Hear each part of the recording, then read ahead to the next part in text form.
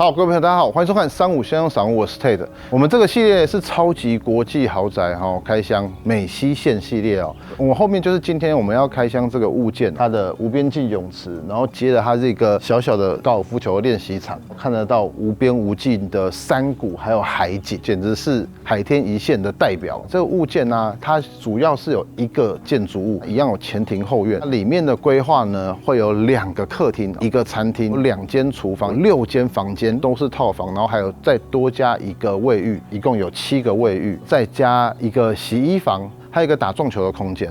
以小家庭或是中型家庭来说是绰绰有余的。这边美国的豪宅其实一个标配就是这样子，非常的充裕。我们这次有这个机会来到这边做这一系列带状节目呢，要感谢 Team Amy 郭。待会我们要介绍的这一位是我们这次主要合作伙伴，然后他自己也是一个地产讲师，并且呢，他拥有非常丰富的豪宅的资源。那我们先欢迎Amy。谢谢 Taylor 千里迢迢飞过来。Hello， 大家好，我是 Amy 郭，我在洛杉矶从事地产行业已经第7年了，然后1年平均大概帮助30个家庭买到他们的房子，或是卖出他们的房子。我们先请问一下 Amy， 这一间的房子如果在市场上的价值大概是多少？大概要1000多万美金。那我们基本上呢，今天这间豪宅是通过我的好朋友，也是好同事露露这位超级豪宅地产经纪帮我们租借到的一个开箱的地方。那我们现在一起去找露露吧。好，走。露露你好。Ted 你好。哇，感谢招呼我们，欢迎你们来洛杉矶。大家好，我是露露，我在美国南加州从事商业地产和豪宅买卖已经10年了。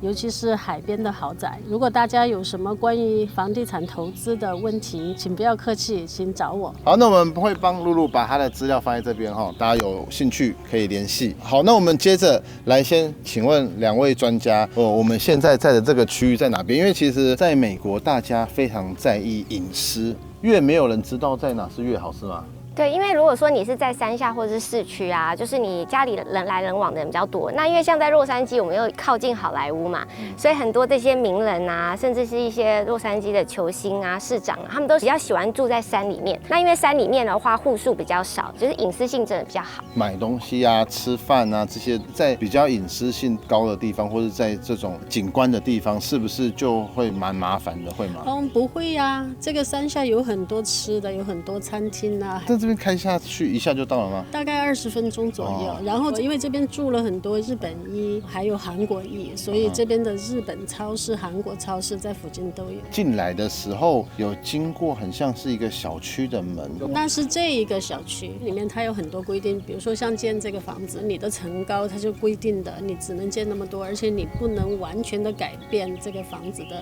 外观。业主呢，他们是喜欢那种超现代的，就是平顶的那种房子，但是这个小区不允许他们建平顶的，所以就是还是有一点点小遗憾的。如果有小孩子要念书，附近有学校吗？什么的？有非常多好的学校，越好的地方房价就贵。接下来来看一下，因为这边也是有容积跟建蔽的问题，所以房子其实只有盖一小块，所以它外面有很大的公共设施的环境。我们带大家简单走一下，好不好？ property line 实际上只是到这一块游泳池这块就结束了。那这个是国家，下面这些都是政府的地，但是呢，政府是允许他们来绿化这个地的。然后大家可以看到，就是主要的建筑物了，它的两边都有通道，算是蛮漂亮的。然后旁边就是隔壁户了，所以他们在中间就种了这种是比较高的树。这边有算是吃饭野餐的地方，然后那里都还有一个像是 barbecue 的地方。反正我们大概了解这边的环境了啊，接着准备带大家来 room tour， 跟着我跑到另外一面吧。各位朋友，我们现在到了它的正门，就是如果开车回家的时候，马路就是经过，看到的就是现在这个画面，是不是跟我们开场地方很不一样？那我们现在直接就要带大家进去 room tour。首先这一块啊，这个就是车库，那这边可以放3台车，这边算前面的庭院。如果开车回家就走这边进去，如果是走路进来的话，是会走这个门。走进来它又是另外一个庭院。OK， 那现在我们一进来这边，它的玄关哦，它的玄关其实是差不多有超过5米的宽度，因为它这边是一个错层的设计，也牵扯到它原始的法规，所以会有一个阶梯才到主要的空间。大家可以知道，就是在我们华人的思想里面，回来是沉淀心情，但是我们出去的时候叫做步步高升。我们自己去解读它是一个无印跟现代风格的结合，然后它诠释是橡木的地板。左手边呢，就是有一个它的迎宾的客厅，在这个区域会有一个比较凝聚的感觉，有一个很完整的 L 型的采光。好，那走过来这边会经过一个类似轻食的吧台。那它有一个很漂亮的吧台灯。那原本这边可能设计师希望在这边会有可以放酒柜，但是听说这边主人他们可能没有那么喜欢喝酒，所以他们就放了很多就是各个地方收集回来的马克杯，然后做一个造景这样子。我的左手边它就是主要的客厅，你既然切到这边的画面的时候，就可以看得到它是可以拥抱整个海景的。那当然它还有个自己的游泳池，它一样是继续这样子错层出去的。当初在重新盖这个房子的时候，因为我们这边类似在悬崖，地底的岩盘因为比较深，所以在打这个基桩的时候，一直打到很下面的时候才打到那个岩盘。所以呢，它这边的泳池是有做到2.7米的深度的。在里面游泳，浮力是很好的。下面有做一个很像高尔夫球的果岭，因为再下去以后，满山满谷它都是开满了各种颜色的花，所以如果从海面往回来看的时候，这个房子是坐落在一个很漂亮的花谷的顶峰。转过来看这边有看到真正的火炉哦，有火的感觉跟我们一般台湾看到很多是电子壁炉，感觉是差很多的，因为它是整块都会有一个热度在这边，但是如果是电子壁炉的话，它就是很像吹暖气出来的感觉。好，那这边是一个主要的客厅，他们用了很大量就是美国本土品牌的家具，他们一样有提供客制化的服务，上面是它的电视音响。那我们转过来看到它一个完整的8人桌，然后一个中岛才到最后的开放式厨房。有趣的是，他们这边还有一个中式厨房，就是我们讲的封闭式的厨房，在那道门的里面，给大家看一下他们里面我们说的就是封闭式的厨房，比较灰色系的色调。那一样是一个很深的么字形，这边有一个算是中型的冰箱，这里还有它独自对外的窗户，也就是说，当我今天厨房门关起来的时候，我这边有非常好的流动的空间。那接下来外面很漂亮的厨房，我们请 Amy 直接帮我们带一下，就是美式的厨房。基本上美式的厨房，每次带客人去看房子啊，然后女生的女主人一定会说，我一定要有一个超大的中岛。中岛现在最流行的材料就是这一种人造石英石，好清理。因为早年大家会喜欢用那个大理石嘛，可是大理石其实在厨房你用酱油啊什么一大堆，颜色会被吃进去。然后厨具的话，这边因为外国人其实他们不是很喜欢就是煮火嘛，但是他们还是会用非常多火炉，所以大部分我们华人的家庭主妇啊，我们就是煮很多锅的时候，都会觉得说有很多火炉是很重要的一件事情。一般外国人他们比较不会用这么强力的抽油烟机，因为他们就喜欢用烤箱嘛，就烤很多披萨啊，然后炖饭的那些东西。像我自己家好了，这个烤箱，然后这边也会配有一个烤箱，然后这个是大烤箱，这个是小烤箱，然后他们有时候可能一锅在烤披萨，另一锅可能在烤面包，所以他们有好几个烤箱这样子。而且像超级豪宅的话，一般你在外面会看到这种已经 built in 的冰箱嘛，那它这边的话是有另一个厨房，还有一个冰箱，就是超级豪宅一定要有很多冰箱。所以它有2个洗碗机，一个在里面有一个洗碗机，外面这边有一个。对，就是大厨房、小厨房都有洗碗机。想要问一个问题，就是你看哦，他们这个水槽有很多个，像这个我就知道这是喝水的嘛，然后这个就是一般的水龙头，这个分别是什么？这个是洗碗巾，然后这个的话是洗碗机的气孔。就是洗碗机，它在洗的时候排水的时候会产生一些气，那就会从这里出来。那一般蛮重要的一个姿势是出水口的地方最好是朝这里，因为它有时候真的下面堵塞的时候，这个会跑水出来，那就会淹出去。对，要往里面流。那这个的话就是铁胃 grinder。然后我觉得这边它还做的一个不错的地方，就是它这边还装了一个 Wolf 的咖啡机，就豪宅都会有这种配置。接着走过来，他们都会有放红酒柜啊。这个是有冰，那一个的话就是没有冰，可是大部分里面呢、你还是可以另外装那种温度控制器。接着就给大家看一些我们非常不常见的东西。这个机器叫 Nest， 它现在很流行，基本上你手机 download APP， 手机上就可以开，你甚至不在家都可以开家里的冷气跟暖气。但是你们大部分不来这边转，你们大部分用手机。用手机转就可以。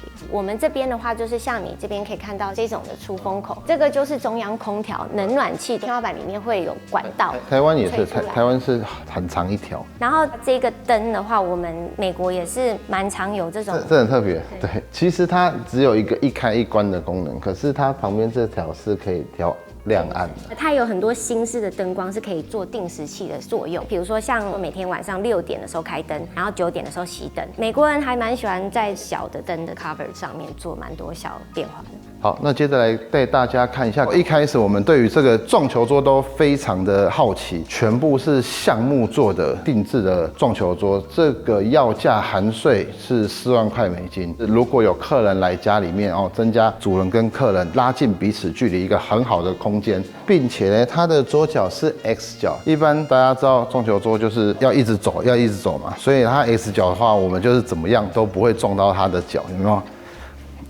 那我们接着看这边跟大家讲，就是车库进来的地方，就是从这个门进来。我相信啊，大部分的人还是靠这个门在做进出。接下来介绍它的私人空间。1楼的部分呢，这边有一个公共卫浴，其实它很简单，它算是半套的，它只有洗手台跟马桶，是非常简约的设计。那接下来这边有一个视听室。美国的豪宅里面，很多人家里面会有一个自己的电影院，这边要做也是可以，因为它的空间其实是蛮够的。它的沙发离这个布幕差不多有4米多到5米。其实它这边是一个套房，是一个标准3件式的卫浴。这个房子的淋浴间，我觉得它算做的蛮用心的，它全部都有一个这个很高的墩，就是做内外的区隔。然后在这个里面有非常好的泄水坡度，一进来就明显感受到中间这边是非常的低。下一个空间在我的左手边。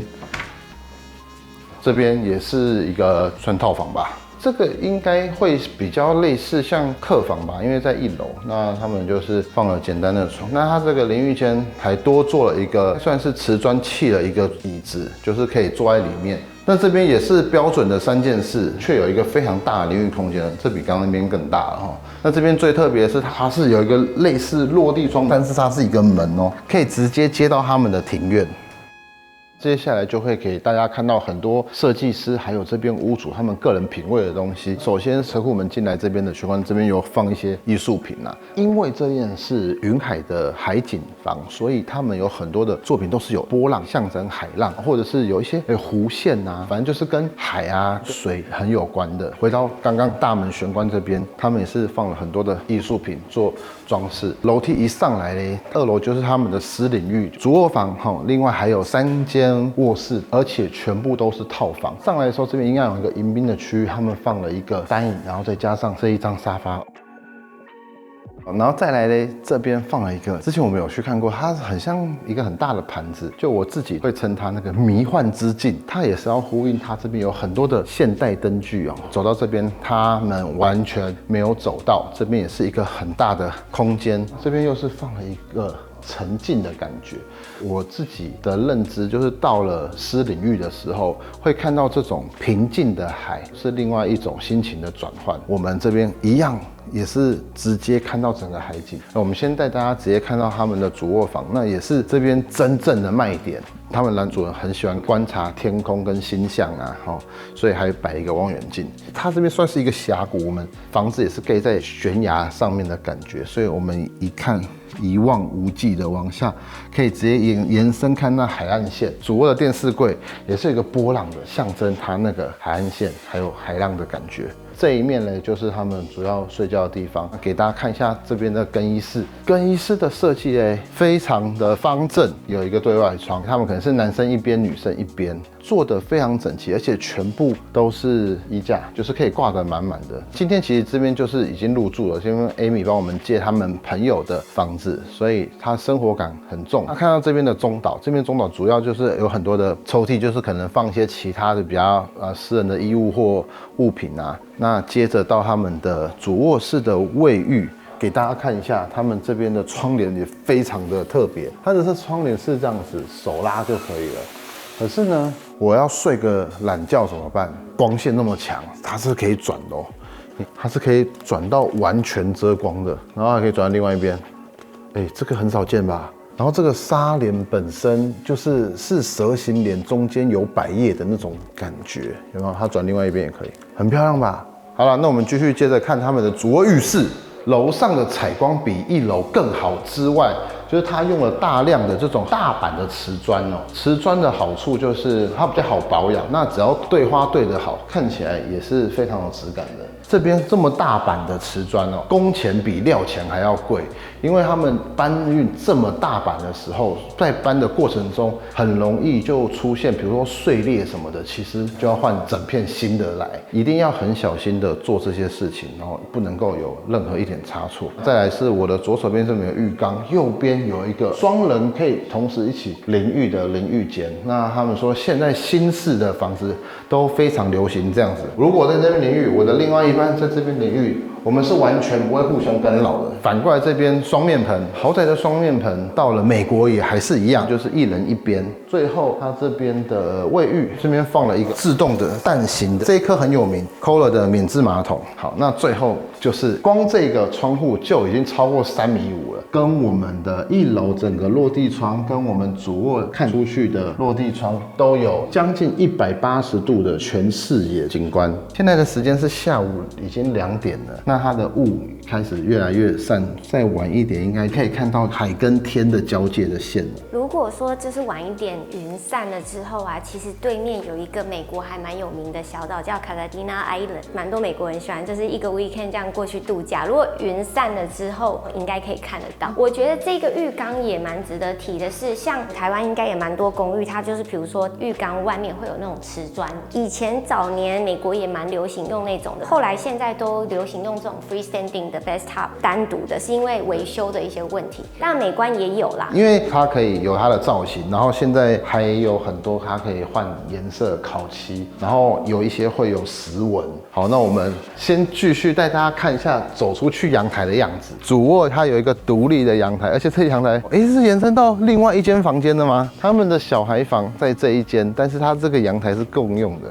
哇，你看走出来感觉拥有更多了。这边的山是有一个弧形的，所以如果是沿着山边盖的话，不一定每一户都可以正面海景，会有一点各自的角度啊。而且顺便跟大家讲一下，这一户刚好是朝南的，美国人可能不在意，华人非常喜欢买朝南的房子，比较有冬暖夏凉的作用。美国好像比较没有这个问题。其实我蛮多华人的客人还是会讲一下朝向的问题，但是市场上有朝向的房子太少了，对，没得挑。在这边的坐向比较不重要哦，你有海景，你就是要面海，只是这一间刚好面海是朝南，我觉得接近完美的案子。好，我们继续带大家去逛其他的房间。左边还有一个，刚有说这个阳台可以接到的小孩房，在这一间，包含那一边有一扇比较小的窗户，再加上这个落地窗，也有非常好的景观。那这边是他们私人衣物的地方，左手边就是有一个算3件半，然后他们这边也是 Kohler 的蛋形免治马桶，里面是浴缸跟淋浴间。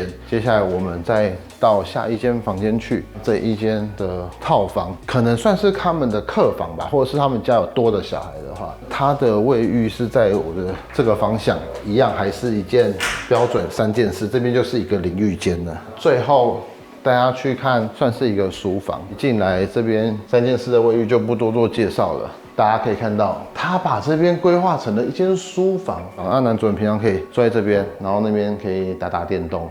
但是还有更不错的地方是，它这边有一个秘密的机关脚，要把这一块放下来，这边有个密室，我们就可以把这个推开来，就可以去外面斜屋顶的阁楼。哇，然后这边是男主人的茶艺间呢，没有想到吧？没想到这边会有茶具吧？正门的外观就看到，就是它是斜屋顶，在这边做一个隐藏式的阁楼。这边有个小窗户，它的下方就是那个车库，然后这边两边就是做满满的收纳。这边又放了一个电视，好，然后这边是放了 PS5，果然是资深的宅男。好，那我们回来2楼的公共区域，最后有一间房间很特殊，这个就是洗衣房。Amy， 换你出场了。一般美国的独栋屋一定都是会设计洗衣房的空间，那它这个洗衣房算是很大，因为它除了可以放洗衣机之外，它就是有另外这边折衣服的空间，而且它的这些收纳的超多的，还有洗衣服的洗衣槽啦。像很多我们买新房子的时候，他都会问你说你的洗衣房要不要加装水槽，这是一个升级的设备，而且它这边完全是铺那个花砖，你就知道这边是不一样的用途。好，走，我们回去1楼。今天参观下来的心得，觉得哇，给自己一些新的做梦题材。那现在我们在的位置是一开始进门，就是从大门进来的第一个客厅，那一边是海景，然后这边就是有那种花园的景观。这边顺便问一下 Amy， 其实这一排都是有这样条件的房子，可是几乎没有空的房子，会不会说突然有一个物件释出的时候，就非常多人想要抢？豪宅市场还是相对的比一般刚需房需求是少一点。如果说你的房子的位置真的很好，景观超棒的话，真的也是很容易一上市就很多有钱人要来抢。我看了一下他们这个豪宅市场，其实range还很大，这边可能1000多万嘛，到2000、3000、7000的哦，大有人在。因为这边是只有一栋的，一个小家庭，2个家庭住在这边，我都觉得很有余裕啊。他们这边的空间的划分其实非常的明确，主要就是那个游泳池，我觉得太爽了。其实我真的看过很多超级豪宅，越抢手的，他们真的都是在买景，它上面是一个破房，也可以卖超破2000万美金都卖得出去，完全靠地段在卖。对，我之前在那个 Pacific Palisades 那边就去参观过一间，真的就是必须全部重新整修。可是它的那个海景，它可以看到整个 Santa Monica 的这样一整条海岸线。对，那一个的话，光土地我记得就是2000多万美金，它重盖还可能要在10几亿。好，我们这个真正的超级国际豪宅系列的第1集，我们在这边先告一段落。各位朋友喜欢我们的节目，记得帮忙按赞、分享、订阅、追踪我们 IG。任何有什么想法想要发表，底下留言起来。然后我们再次感谢 Amy， 那 Amy 的频道还有她的 IG， 我们帮她放在下面。好，大家喜欢的话可以追踪一下，然后要买房子的话也可以联系，好不好？那我们今天节目就到这边，大家再见，拜拜。